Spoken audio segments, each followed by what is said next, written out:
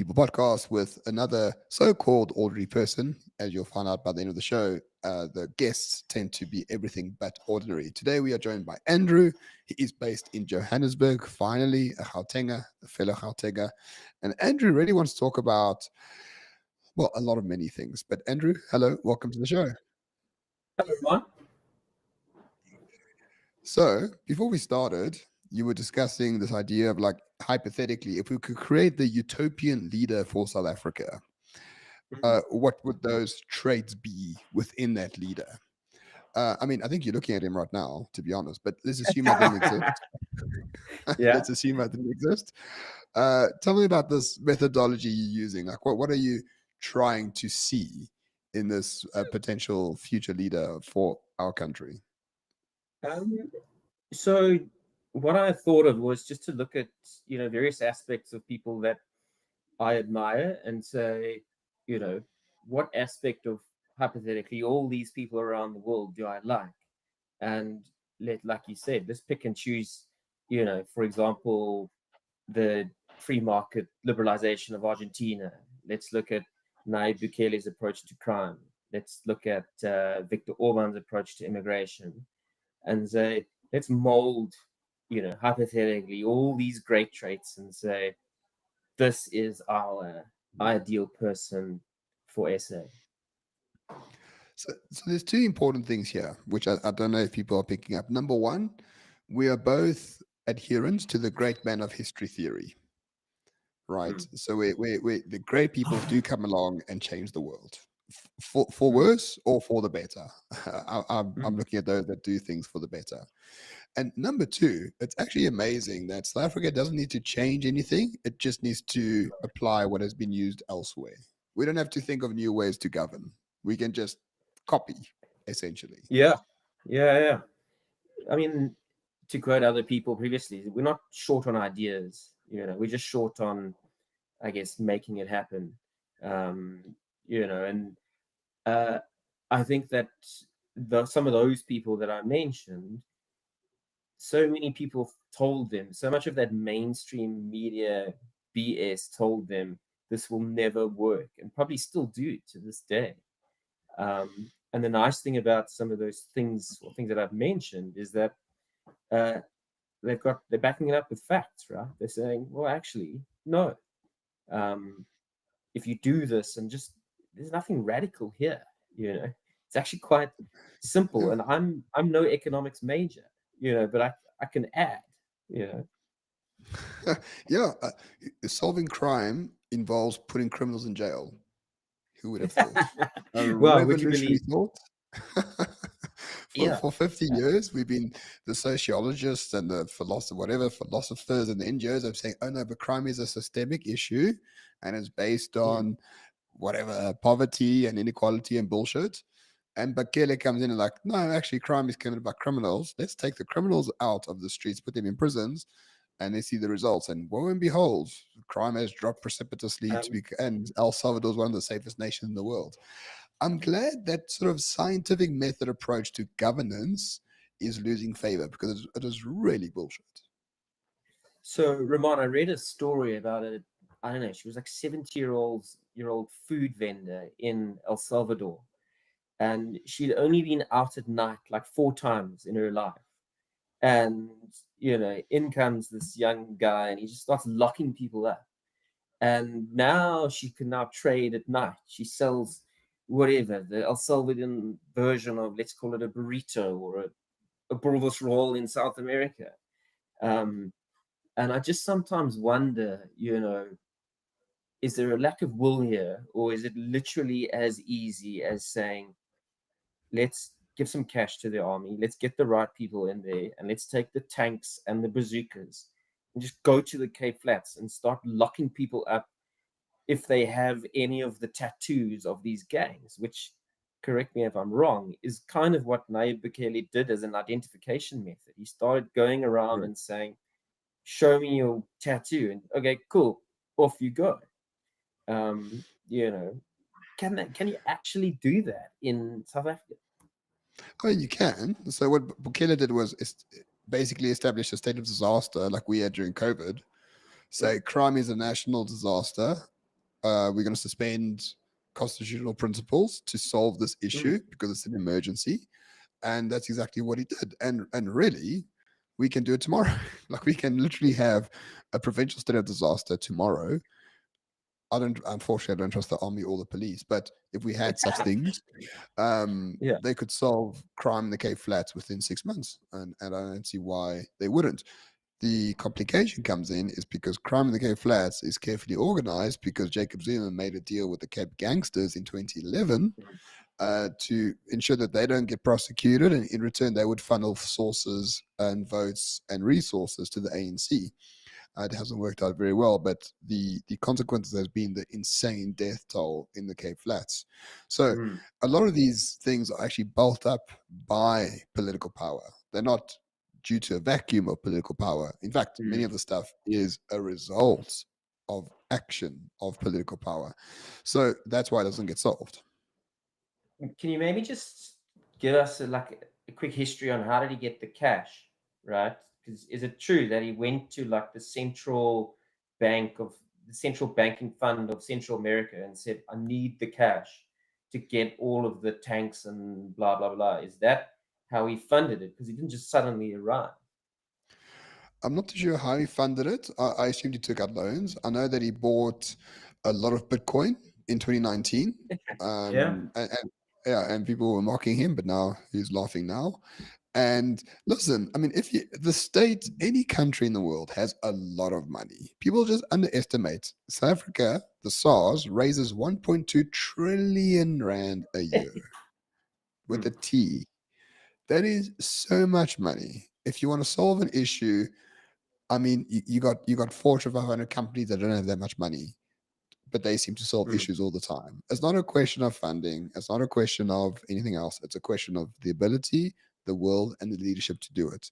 And in El Salvador currently has all those things coming together into one person called Nayib Bukele, who's the president. South Africa, we just don't have that will. We can solve crime tomorrow super easily. It's easy mm. to give police what they need. It's easy to raise salaries for police, which is something that I agree with. It's easy to inculcate a culture of accountability and justice and fearlessness. Many other countries do it. Zimbabwe has it.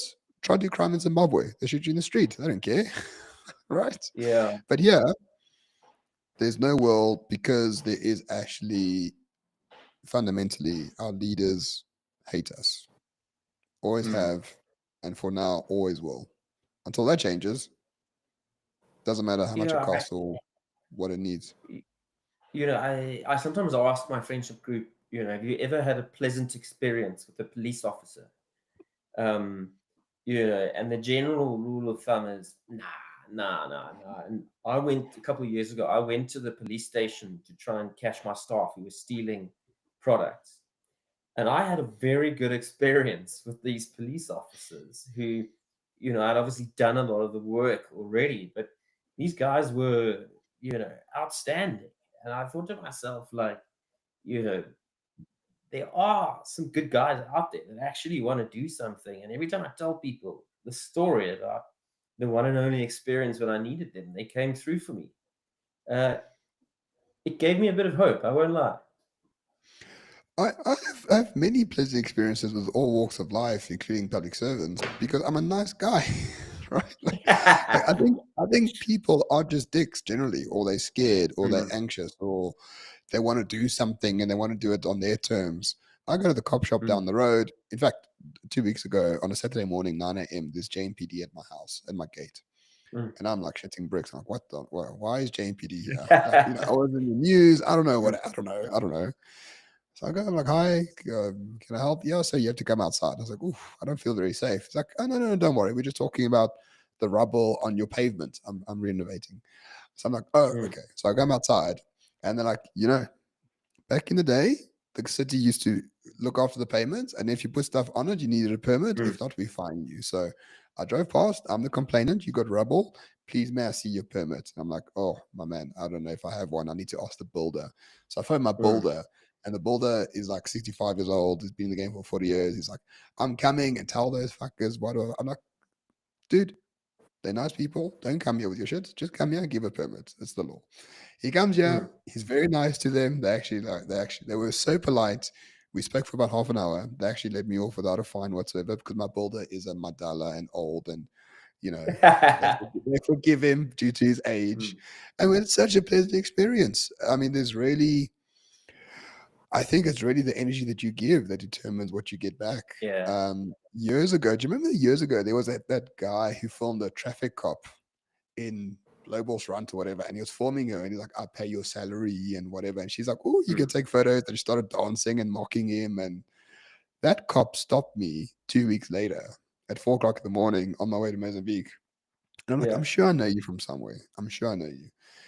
And she's like, "No, no, no, give me a license." She was very professional, and Mm. everything was fine. I was on the way to Mozambique. I wasn't coming home from a bender. And then she gave my license back. She's like, "I am the same person from that video." I'm like, "I knew it." And then we like a big laugh, and then we left. I don't know whether I'm just particularly lucky, or maybe it's the energy in the world where I Mm. try to be nice and people are nice in return. I find people are quite aggressive though with public servants. Yeah, I think it's just because you've got a low expectation um, with them, right? I mean, I like when just treat we, them my as human girlfriend just, beings, man. Like, yeah, no, I yeah. have no expectations. Um, like I'll give you a simple example is like trying to renew your car disc license, right?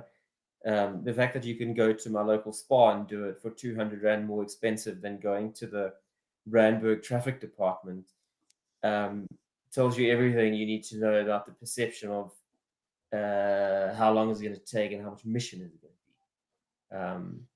But yeah, I get you. And I sometimes wonder if this, fictitious leader we're creating, could he do all the things we're going to mention if he was a nice guy and he had strong positive energy?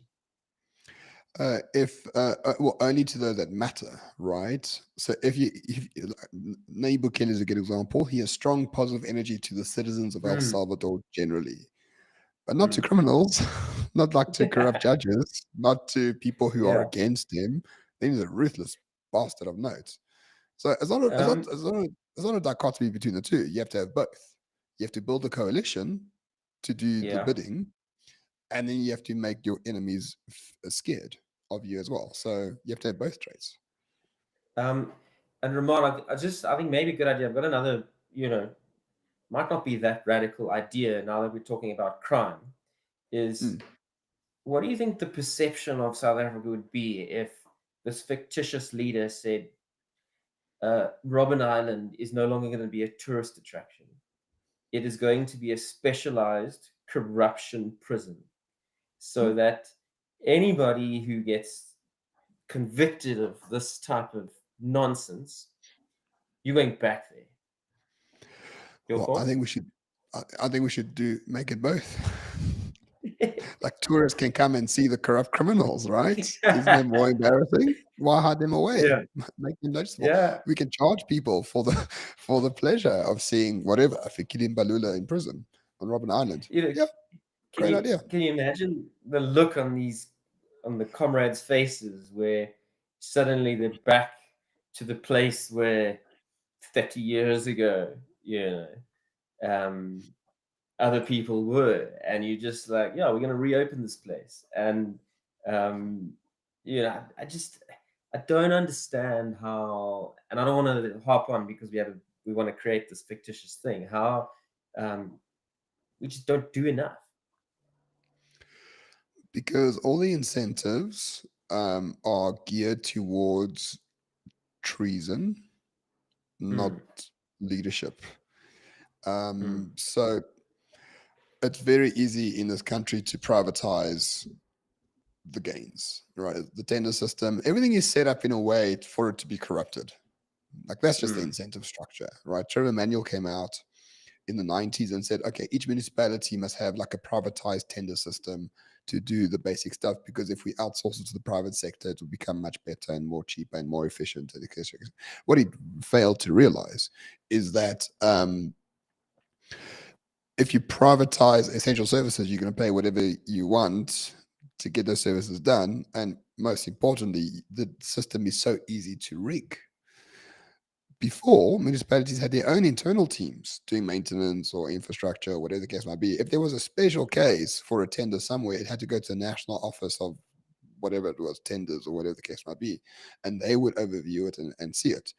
But by privatizing service delivery, you create this whole coterie of tenderpreneurs that again privatize the gains, i.e., the tender money, and Yeah. subsidize the losses, which is not actually doing the bloody work.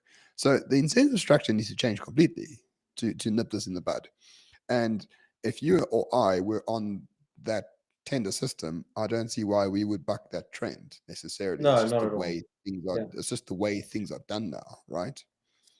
So are you suggesting that the Javier Malay, chainsaw to all things government wouldn't work in South Africa unless we address the incentive part of the reward? Well, I think you can chainsaw the incentives completely, but the chainsaw thing really, it's a good idea in practice. I think there's a lot of freeloaders, a lot of wastage, tremendous amount of wastage in any democracy around the world, including us. But it has to be surgical because I do think the Leviathan that is the South African government does actually do good things because it cannot create jobs. So if you chainsaw or have a shock doctrine to Mm, people's lives that do rely on grants or that do rely on public services or do rely on whatever the case might be, I think the consequences will be so drastic we won't be able to control them. So I'm much more appreciative of a surgical thing rather than a yeah. chainsaw. But I mean, we can reduce the cabinet. We can reduce money to SOEs. We can Mm, break up SOEs. I mean, there's many ways to skin this particular cat. The albatross around the neck of South Africa is the money that has been sent to SOEs in the past, half a trillion mm, rand over 10 years. The rest is allocated, and or most of the corruption happens at the provincial or local level. So mm, taking money away, will it solve the problem? I'm not really sure. Less will be stolen, sure, but mm.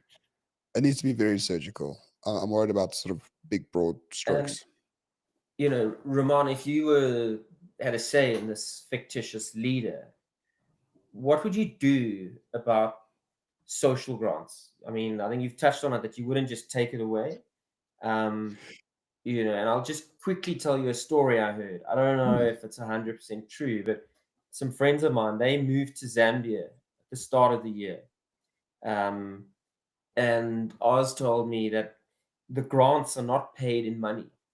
So if you are unemployed in Zambia, twice a year, you go to like a co-op and they give you the seeds and the fertilizer and enough to start growing your own food.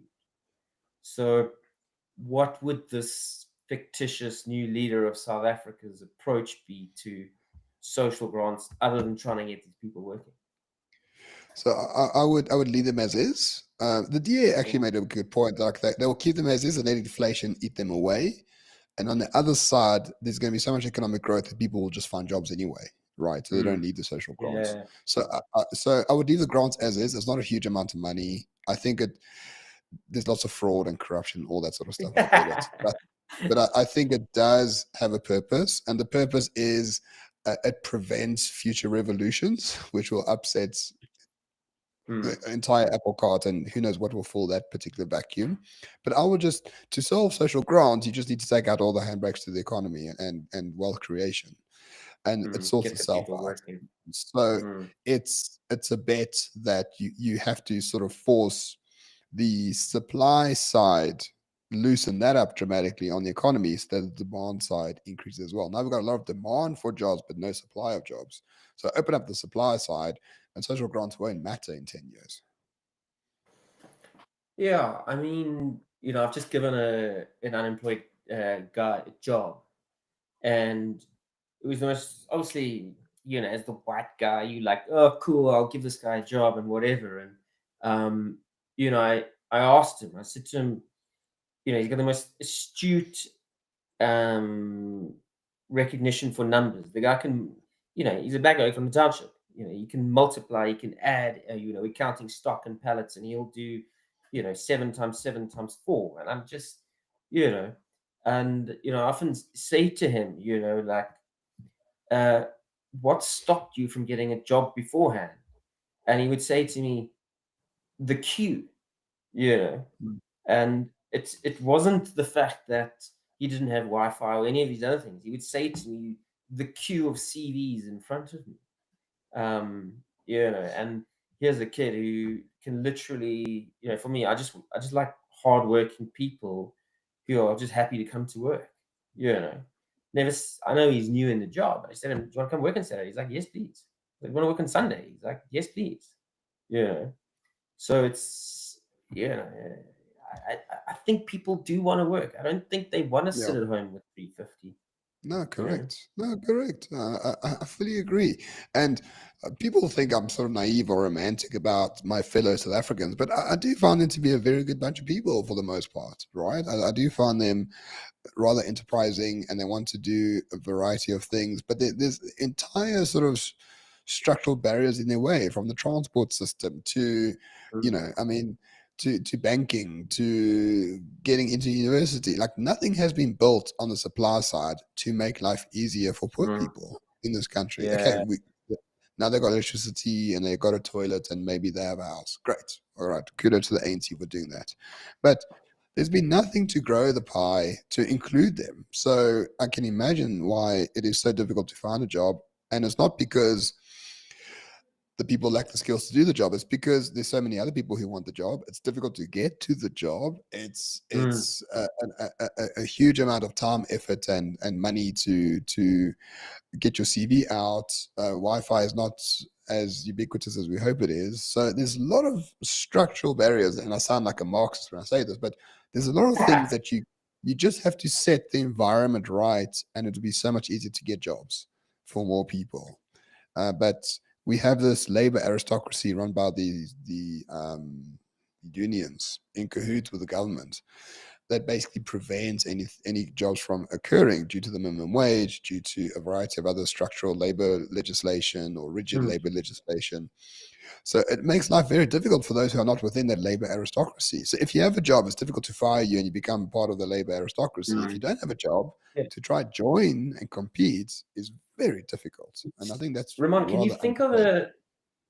a leader, current or in the past, that has, I think maybe Margaret Thatcher was the first one that comes to mind, that actually stood up to these unions and said, hey, stop your bullshit. Well, she is the one.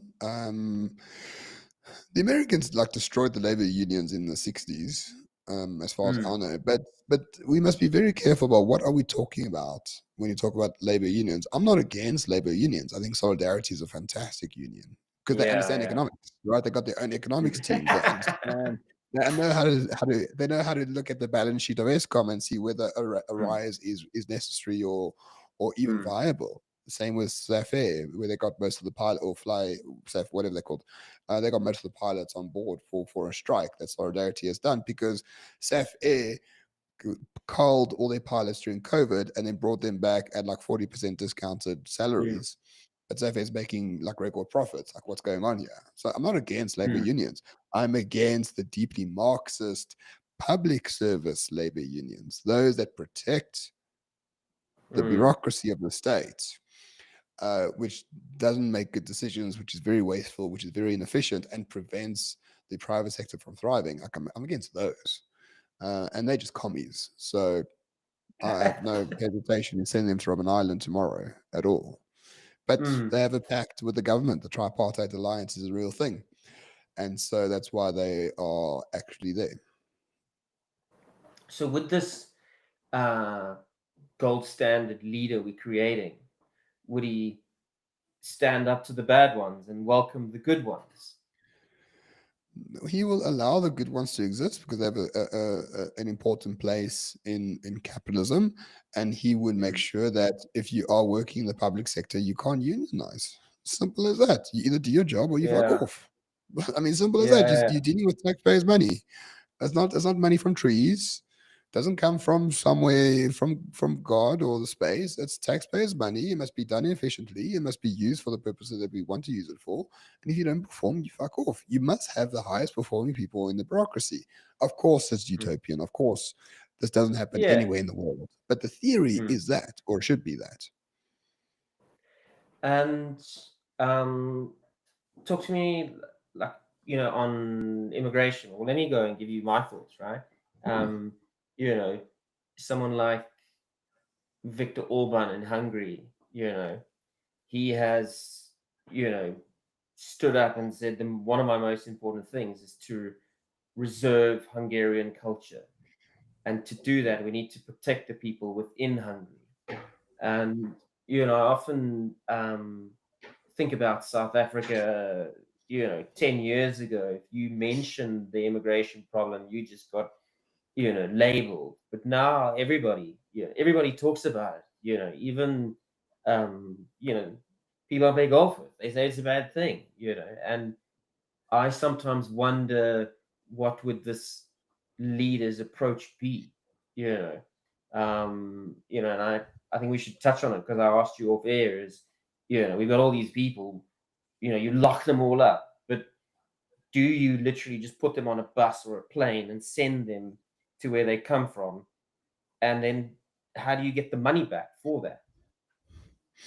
Well, you don't. It's a sunken cost. It's the cost of doing business, right? Yeah. So I don't really care how much it costs. It's very little in comparison to the education budget, which we'll be discussing in time. Mm. Um, a good leader just applies the law. There is an act, I think it's called the Citizenship Act or something like that, which is the most basic law in the world. You're allowed to stay here if you're a citizen, if you have a visa, or if you are a refugee Mm. under certain circumstances. If you don't have any of that, go away. Um, I don't see why we can't have raids all over the place, build a Yeah, wall awesome. around the country, send them back to where they come from, and that's it. Or if those countries don't want them, like we deposit them in the middle of the Kalahari Desert or something. I don't know. Like I don't really I care. mean, yeah, I mean, Anything's possible. I did, yeah, I mean, but why? Obviously, it's an election thing, whatever. But like you go and you just walk around the streets and start asking people, like, show me your ID, show me your Yeah, this, show me your that. And I know that to be Gaping got stick for it, but I was like, who cares? You carry your ID on you all the time, like, I mean, there was a video on Twitter about a Israeli RDF soldier in the middle of Tel Aviv or something, patrolling with a AR-15 and whatever, and it was like, "Oh, look how bad! Look how bad!" And I'm like, "This is what we want in South Africa. Like, we are praying for this. We are praying for a mm, police state, right? Like, yeah, uh, we just want law and order, and we know that it will be a police state for a few years to solve the stuff we need to solve." And I'm very happy to have that police state. Obviously, it depends who the commissioner is. It depends on a variety of reasons. I'm not looking for tyranny of the most incompetent, but it's not. Again, you don't have to rewrite the rules. Like, just apply them. Just apply them. yeah, just be like firm on the most obvious things, right? Mm. And just load up the buses, just put everybody on the bus to where they came from. Just this leader I keep talking about is just to say, like, okay, now once we've cracking down on these people coming in, how do we and now we're getting them out, how do we stop them from coming in? And it's actually quite simple, isn't it? You literally just start building concrete slabs, or take the. It's not going to look very nice, but I'd imagine it might be quite effective. There's hundreds of thousands of containers all around city deep, doing nothing, whatever. You stack these things three high. You take the little things off the side of them. You put barbed wire. You just stack these things one on top of the other, all along, and it can't be that hard or expensive relative to the money suggestion you were talking about earlier. No, but Andrew, the problem is you're looking for cheap, simple solutions, which just doesn't work in government. Then what's the point of government, right? We need like hard, Yeah, expensive, tired, that take a lot of time and laborious decisions, and that justify us having so much money at our disposal. Um, for example, when I was chief of staff in the government, the big problem is there's not enough vaccines for cattle for foot and mouth disease. Mm, Why? Because the law says only one state entity can create it, which is called OBP. And if you want to import your own vaccines, OBP needs to approve it first, and that takes 10 years, and whatever the case might be. Okay, so we have a shortage of vaccines. We can't produce them because everything's gone to shit. So the simple solution is, why can't farmers just bring in their own vaccines from all over the world, which have been tested and vetted from mm. external Yeah. authorities in America and Europe and whatever the case might be? And hell, they can even make a business. They can bring it in for $2 and sell it for $3. God forbid there's a bit of economic activity in the rural sector, you know. And no, it was just shot down. No, no, no. The law says OBP, so we must fix OBP. Like, fuck OBP. Like, fucking close it down. Who gives a shit? It's not fit for purpose. No, no, no. There's a budget. We need to use it for OBP. I'm like, okay, well, are we even going to trying to solve? Are we trying to solve an issue, or are we just following a process? And the government incentive is to follow the process all the time. There is no Yeah. thinking around the process at all. Um, yeah, I guess some things are just so blatantly, obvious to some, and I'm wondering if it's designed that way because there's always somebody or a process or a law that has to make it possible because we were too nice 25 years ago. We're trying to create this all-encompassing kumbaya moment where we're like, it's got to be appeasing everybody. Whereas, this new leader we're talking about should be able to say, fuck that, that's done. Yeah. Well, you go back Yeah. to so it's just, someone just said the Dominican Republic has a concrete border wall. You know where the Dominican Republic, what are neighbors? What country are neighbors? Isn't it Haiti or something? Correct. It's correct. It's one island divided into two, right? Yeah. Dominican Straight down the Republic, middle, rich, prosperous, fantastic. Haiti, they're eating each other. Yeah, Yeah. culture matters, just by the way. So, yeah, it works for the Dominican Republic. Why wouldn't it work for us?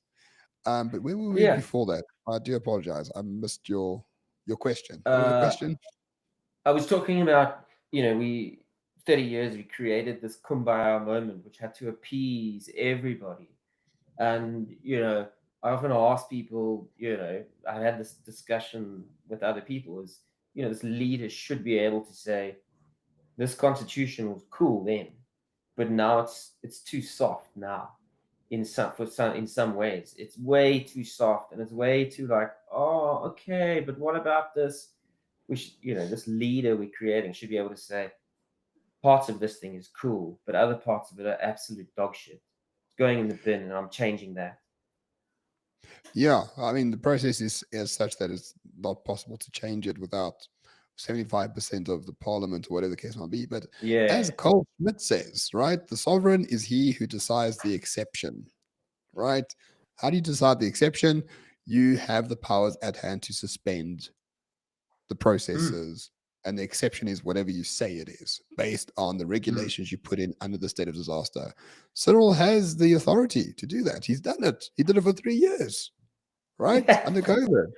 Where Mm. we couldn't zoll because people would get COVID by zolling or whatever the case might be. I don't know what they said. Yeah. Like, it was just stupid ideas and stupid decisions, but they were the law, and everyone fell in line with the law. And that is the thing Mm, about power. Once you change the power dynamic and you just make it the law or make it the rule, mm, everyone from the swankiest business CEO to the spaza shop owner in Witbank, they will mm. just swiftly just fall in line like it Um, has always been. Ramon, let's talk about education with this guy we're creating. Hmm. Um, I'm going to leave this one to you because I haven't done enough research. So you tell me, what is this leader going to do for education?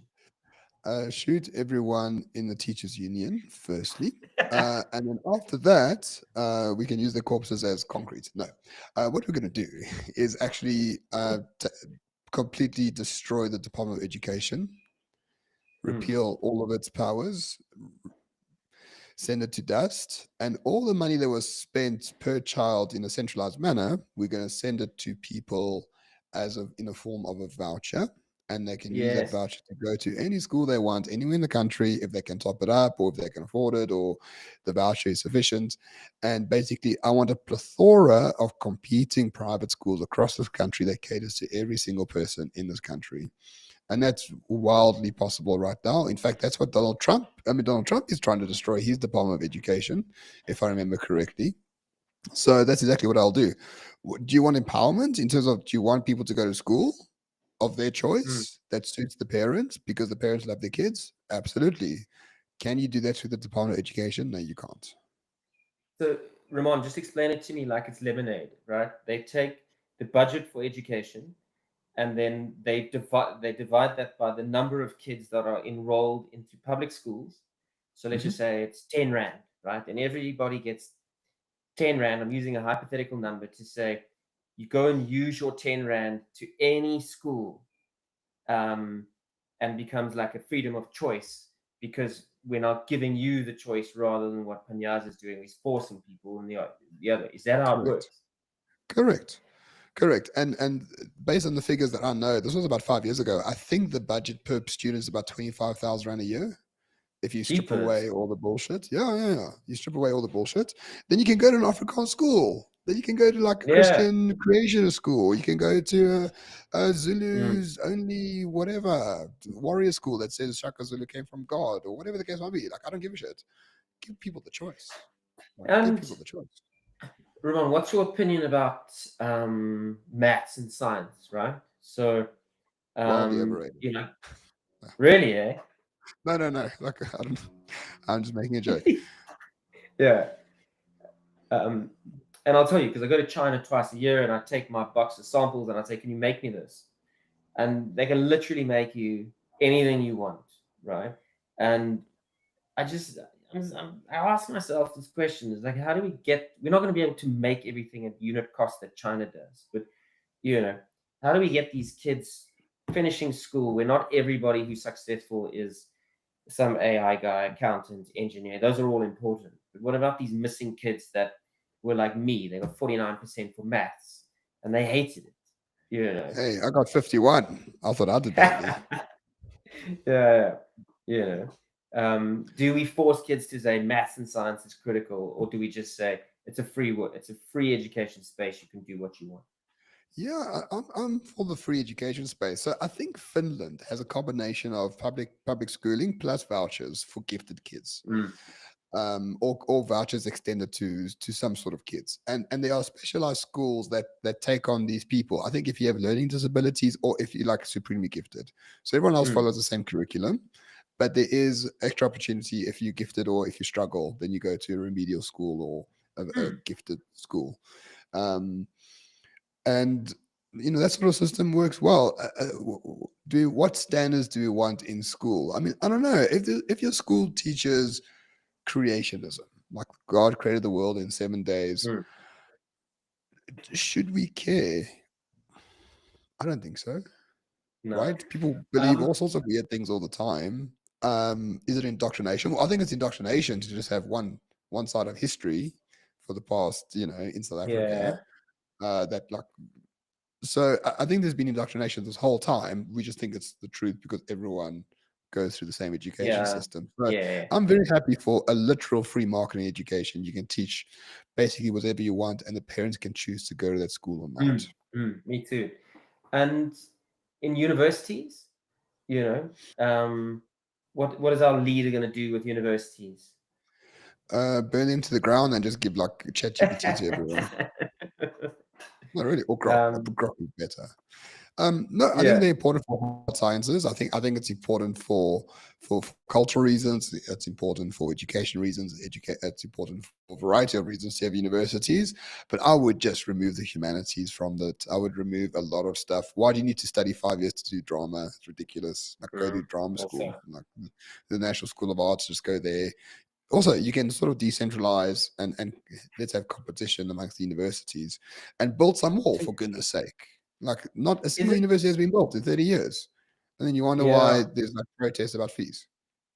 I chat to like my rep whose daughter got a phone call after she wanted to do medicine, And she got a phone call saying, right, now you got to go back to first year, you got to pay the deposit, you got to be here now. And I keep asking myself this question. Um, they've obviously destroyed places like roads, but Mm. with urbanization, are there not new areas to build universities? Like George, for example, in my Yeah. opinion, you know, it's right on the precipice of the coastline. And if I was this leader, what I would also do is I'd put a specialized ports there. I'd put an oil refinery there to get all the boats coming around the thing. I would get, um, you know, really like look at what do we need to create future people that are smarter than this leader. Hey, I did drama. Yeah. um, Melissa the drama. Sorry, Melissa. No shade against you, but you and don't have to study for that. Ramon, is it true that they are kind of opening up licenses for like private medical universities? You can't just come here and say, right, I'm going to start a medical universities for all the white doctors that can't get in first year, but they're folks who got cash. Yeah, there's lots of licensing requirements based on race in this country. But I mean, back to sort of university, I don't think everyone deserves to go, right? We should leave it to the people who are like supremely gifted, most notably in STEM for the most part. I mean, a law degree is sort of useless. I learned more on the job in my articles in a year than I did in 5 years at Yeah, university because yeah. it's just basically memory recall analysis of cases, right? What do the laws say about Mm, this and why does it say it about this?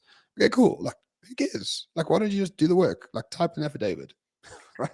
Much more useful, mm, much more useful than going to university. I don't see why we can't have specialized colleges all over the place that provide these services or courses or modules or whatever you want for a particular thing, and then you become known as like the legal university. So, or you become known mm, as the medical university, or you become known as whatever you want. But I think these huge, all-encompassing universities.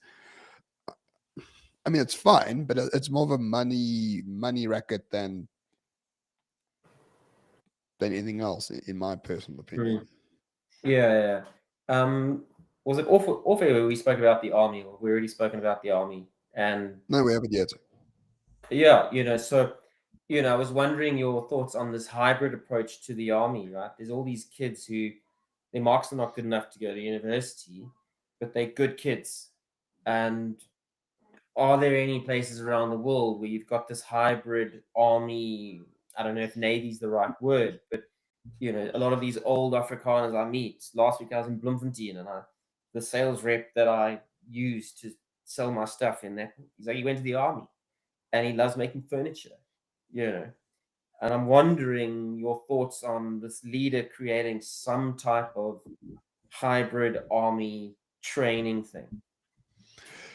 So I have various thoughts about this. A fact that we must never forget is that 70% of children don't know their fathers, right? Mm, Or they grow up in a household without a sad. father, which Mm, is wildly detrimental, and not enough attention or focus is given to that.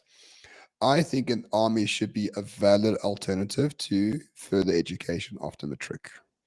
But as a stopgap measure right now, I wouldn't mm, have conscription. I don't want to force people into the army, but I would give big incentives for many people around this country, especially poor people, to join the mm. army. They can specialize in the army. There's further education in the army. You get paid a little bit of money, but your essentially all your needs are covered by the army. And Yeah. I've got friends who joined, like, maybe I shouldn't be saying this, but friends who joined like the French Foreign Legion, for example. Um, Mm, here they grew up as orphans, right? My family runs an orphanage, and yeah. the people, the kids that can, we try to send them to armies or military institutions overseas. And these guys, I mean, they leave at 17, like, thin like this and full of Mm, spunk, and they come back 5 years later like they like Adonis, right? Like they know how to kill people. yeah. They know like it just, and now they're earning $10,000-$15,000 a year on an oil rig, being the medical guy or Yeah. being the security guy or whatever the case might be. So I see the huge benefits for this to be an Mm, alternative to further education or alternative to trades. I'm a huge proponent of yeah. internships and trade Mm, and apprenticeships and things like that, which has all been destroyed by unions and the basic Conditions of Employment Act and the Labor Relations Act.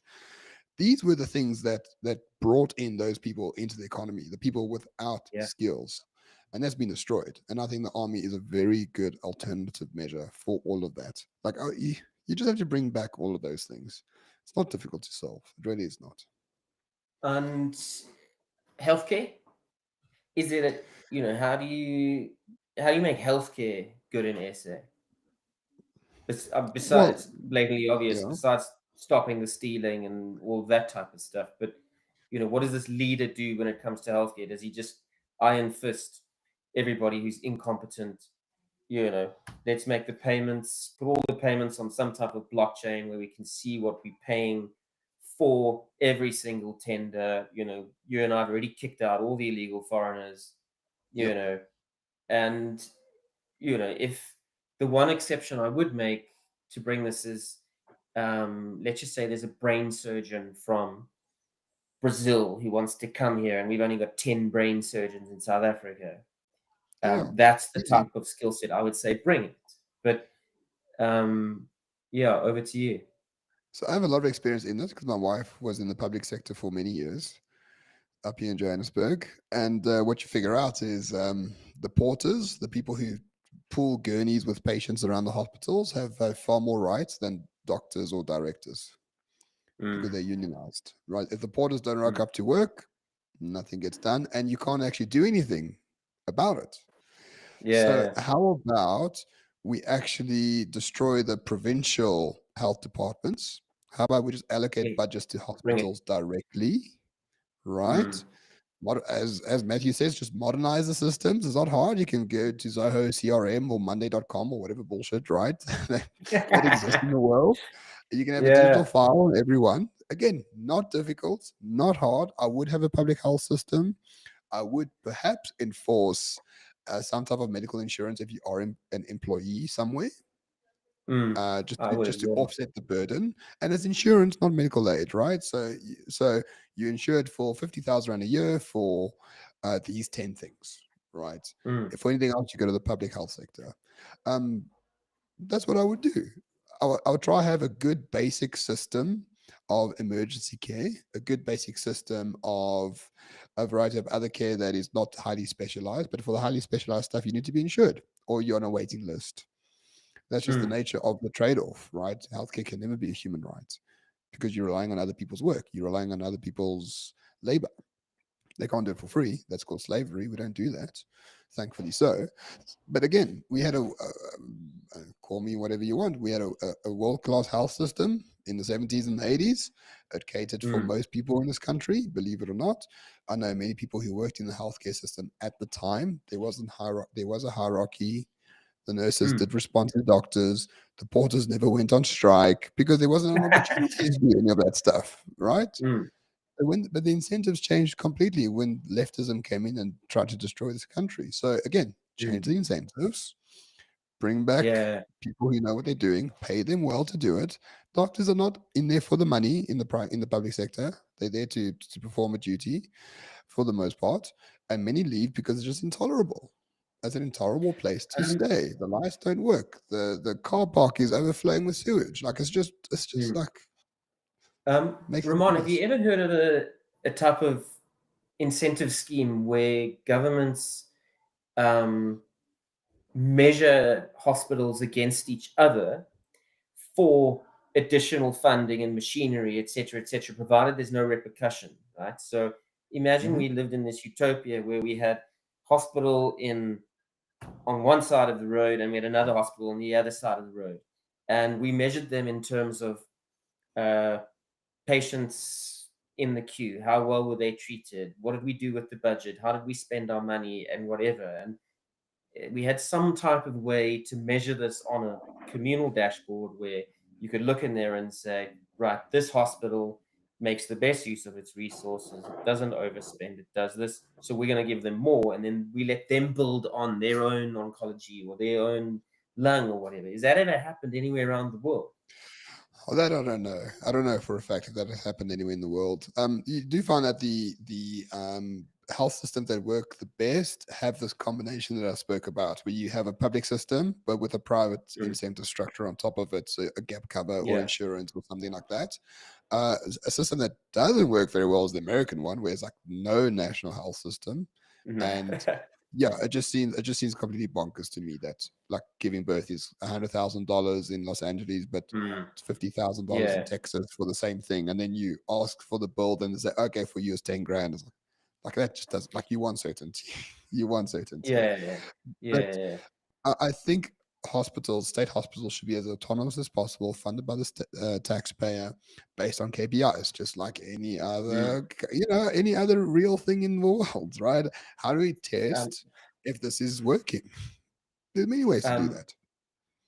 Ramon, I just wanted to quickly share with you. There's a very good book, whether regardless of what you think of the guy now, but Rudy Giuliani's got a very good book called Leadership. And he did this. One of the chapters focuses on when he took over. How did he measure the different boroughs' traffic police in terms of, how quickly, how many tickets did they do? How quickly did they fix the robots and take their accidents away? Whenever he was the leader, I don't know if it was like late 80s, early 90s, and how did he got this competitive nature of public service by telling people this borough has measured and done X, Y, and Z. Um, I thoroughly enjoyed the book, irrespective of what people think about him now. But yeah. Giuliani's a hero. I don't care. Mm. He saved New York City. I've got nothing Yeah. against the man whatsoever, and he's been hounded and sequestrated by Biden's administration is a disgrace. But Mm. many things are under that administration. So Matt says Um, hospitals you divide and allocate them into primary, secondary, and tertiary hospitals. Yeah, as we used to do. mm. If you want to go to Joburg Gen, you needed to have cancer or heart surgery or whatever the case might be. Mm. If you needed like an appendix, you don't go to Joburg Gen. Like that, you just don't go to Joburg Gen. You go to somewhere else for that. Yeah. Again, Um, right, Ramon, last point. What media is this utopian leader going to, how's he going to get elected? What's he going to do differently? Is he going to go on podcasts? Is he going to be all over Twitter? Is he going to show charisma? How are we going to get this person elected in South Africa in this messy, noisy place? you just follow the handbook that Zoran Mamdani or whatever his name is did. Right, Mm. Zoran Mamdani is now who's now the mayor of New York. Was not a New Yorker 5 years ago or 7 years ago or whenever it was. He was some two-bit counselor. How did he get to the masses? Social media. He spoke about what people cared about. He had his own Mm. distribution channels. He ignored journalists for the most part. He went on friendly journalist shows. But whenever there was an issue, he picked up his phone or his team picked up the phone and they filmed him. He got a response. He got a whatever you want. And it was sent out to millions of people within 2 seconds, which is what I suggested to several people that I used to work for, and that was not taken up for a variety of Mm. reasons. But every single person who wants to get elected needs a full time crew, production crew, Mm. one camera guy, one editor minimum. You have a van with an editing room at the back, right? Everywhere you go, you can edit on the go. Totally. Pop them out on TikTok, pop them out on Instagram. It costs money. Yeah. That is much cheaper than fucking posters on a street pole, and much more effective Mm. than a poster on a street pole. All right, I'm speaking to a guy, And Wesley Jacobs. I don't know if you saw him, the big buff Freedom Front Plus guy. yes, yeah, yeah. Yeah, yeah. I was on the phone with him last night, and he's coming onto the show. How he's gone a bit viral now because he actually showed his face and he spoke on camera. Like, where was Freedom Front Mm. Plus hiding this guy for the past few years? He's been a counselor for a number of years. I'm like, this is the perfect guy to be the front man for the Freedom Front Plus in Gauteng, at least. He's huge, he's big, Yeah. he's massive, he speaks well, Mm. he's got drive, he has dedication, he's got, his body shows that he can work hard. Go straight through your own distribution channels through social media. It's the best time alive to try become popular. But people just don't do it. They want to write a letter Yeah. to Business Day or some bullshit. And then the other point that we're not mentioning is you and I are going to go and have to go and rob a bank of R1 billion and give the money to this utopian leader, right? Yeah, That's yeah. the only other unfortunate part is the ammo required. But Yeah, and it's something I harp on, and people don't believe me. They think you can start something with 10 million bucks. So that's like a weekly, and that's like a weekly budget for social media. In my, Mm. if I had a campaign, that's how I would spend a week, let alone in a year, on social media. Um, no, you need Elon Musk to come in and just fund it. No local elites will do it. At some point, somebody's going to be able to publish some type of return on spend relative to where how many votes you get relative to what you spend on, and then we separate the good from the bad to say these guys were smart about what they did, and then the other guys, whose posters are all over my neighborhood, Rise and Zanzi or whatever they're called or whatever, they're all over the place. You think to yourself, cheapers, there must be a better way to get out there and get votes other than billboards, Well, I already have the proof. So, in my youth, I started a political party called the Capitalist Yeah, I Party, remember. along with a friend of mine, Canton Pillay. I think we had Good literally book. 50 posters, right? I think we had 50 Yeah. posters in the whole city of Joburg, and we spent about 200,000 rand on social media, and we got 16,000 votes, which was Mm. 500 short of Black First Land First, who was on the front page all the time for saying they're going to kill whiteys in all sorts of weird ways. Yeah.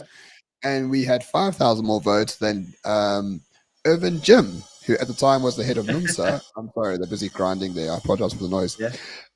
Who has apparently a membership of 300,000 people.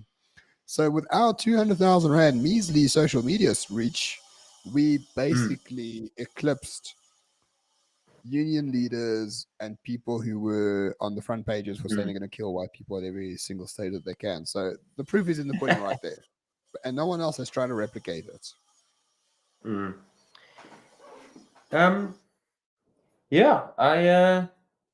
Ramon, I don't have any other points. Um, maybe one day in our lives, this guy we've created, this fictitious guy we've created, will appear. Um, let's hope sooner rather than later. He's right here, Andrew. You're talking to him. You'll when it's my inauguration, you'll tell everyone I was on that guy's podcast 10 years ago. Yeah, yeah. Um, and these are the things I we spoke about. but I have a question for you, right? Yeah. Before we end, you're a business owner. You Hmm. you say that you're doing quite well. What what keeps you here in South Africa? Someone who runs a business like you, I'm sure, can do well all over the world. I'm not going to say what you do or Oh, anything like that, but we spoke about it uh, before. What keeps you here? Why do it here with all this bullshit? I'm really interested, not um, because I think you're doing it wrong. I want people to mm, understand that you can still do it right with the mindset. yeah. So I think people often ask me, I come from that group of I'm 43 years old and all my friends are thinking about leaving, and I tell them there's no better place to start a business. It's easier to start a business in South Africa than it is in America, right? And they say bullshit, and I tell them, guys, you're going to walk into capitalist country. It's much harder there than it is here. There's a concentrated amount of people in South Africa you can sell to. And I tell everyone, I'm not going anywhere until I've done everything I can for 3 years and I've burned through all my savings. I love living in South Africa. There's nowhere else in the world you can live in. I think in South Africa, if you've got medical aid, you live in a safe place. Um, there's no better place to live. And I I don't want to go actually. I'm making money here. This business I've been involved in for 12 years, and I won't leave until I've run out of money. I don't know if that really answers your question, but what are the options for me? Australia? Hell no. New Zealand? No. England? I've got a British passport. England? Not a shitter. Will you ever get me there? So where else am I going to go? I, you know, I am one of the few people to say, if I want to go to work today, I don't have to. So that's why I'm here. I don't know if it was the correct answer, but this is home, and it's just I'm making money here. Yeah. Yeah, and that's good enough. And I apologize if you can hear the background noise. Hopefully Mm. you cannot. But Here is something very important that people are not seeing now. That's a video that I made a while ago, and it says the left is dying in South Africa. Mm. And there's two things. There's a few things that reflect that, but the two things that happened recently that no one's talking about. Number one, Treasury has set a 3% inflation target, and for the first time in 15, 20 years, we had a budget surplus for the last quarter. Massive, huge. Mm. Like, just in terms of thinking, wildly different to the ANC of the past. Wildly different. And kudos to Treasury and Enoch Kurumkwana for doing that. That's number one. Inflation rate and the budget stuff. Secondly, the Common Sense, which is France Crenier's media Mm. venture, put out a note yesterday to say that the NHI is probably pivoting away. There are some diehard people within the ANC that want it at all costs, but for the most part, it appears that the ANC NEC and the greater, broader ANC coalition know that the NHI is something that has to be walked back in some way. The proposed solution maybe is to enforce medical insurance onto employers for employees at whatever means test is used. I don't know what that might be. Those two things alone shows me and tells me that pragmatism is coming back a little bit into the political order. And most importantly, if it starts here with these two relatively massive things, budget surplus and NHI, which are the two things the ANC were like dead keen on doing in reverse. If it happens here now, what does the future hold if it continues happening? And that's a small green shoot in the morass of shit that we're living in. Ramon, I just want to give you one personal experience that happened to me in the last month to add to what you've just said. So I sell products to retailers all over South Africa, and there's one behemoth that I've been trying to sell to for 8 years.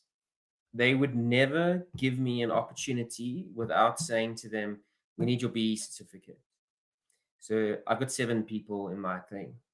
Last month, I sent them another mail saying, "Guys," they said, "what are you doing?" I said, "Guys, surely we don't need to keep talking about this BE certificate anymore."